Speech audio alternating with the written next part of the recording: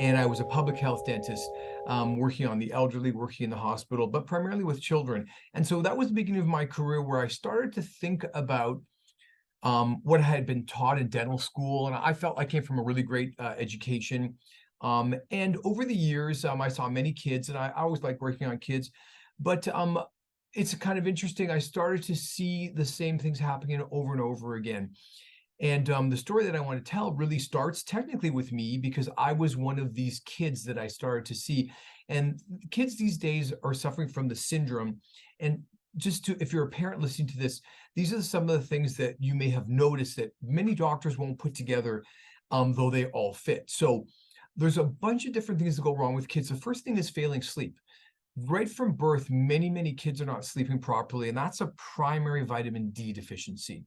Now, even still here in Los Angeles, where I live, many pediatricians and doctors are not recommending vitamin D supplementation for younger patients, which is tragic because in the old days, we lived outside when we were hunter-gatherers. And even earlier or not that long ago, mothers all had higher vitamin D levels because of how we lived.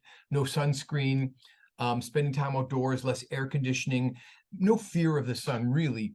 And so when kids don't get enough vitamin D, they don't sleep properly. They become colicky, irritable, and often skin rashes that looks like eczema or psoriasis. These are the first telltale signs of low vitamin D in infancy. It's very common, much more common than people think because doctors don't learn about this in medical school. It's not on the radar. They are not testing your child when they're born for vitamin D, though they should.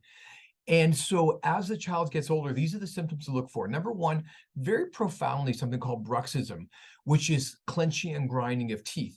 Many parents are hearing this noise coming from their children's bedroom, and they're asking their pediatricians and their doctors, what is this noise? Why is my child making this? And doctors don't know. They don't know for many reasons, and it's tragic. They say, well, your child will grow out of it. That's not the case. So Bruxism can happen to adults or children. And many people think that bruxism, clenching and grinding is caused by stress. But what stress is a 4-year-old under? So bruxism is a neurological condition. It's a short circuit that is caused by the part of the brain that's supposed to control sleep and breathing. It's not working right. And instead of sending a clear signal to the body to be paralyzed during sleep, to breathe and to swallow, these are the important things when we're sleeping, there's a mixed signal and people end up choking in their sleep, snoring, and grinding their teeth. Now, bruxism can be daytime or nighttime. If you're an adult and you grind your teeth at night, you're normal. If you're an adult and you grind your teeth during the day, you're extremely low on vitamin D and you need to get that tested and taken care of right away. The actual clenching that you do during the day, that's a sign that your vitamin D level is so low that you don't have enough B vitamin. 2 Ds or more D makes a B.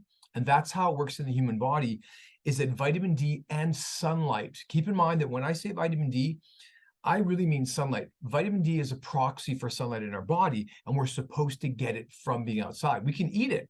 And because people have jobs and people have things to do, it's not realistic to get all your vitamin D from sunlight, but you should try and get some, and even with kids. DoctorsToTrust.com. Please share this video with loved ones.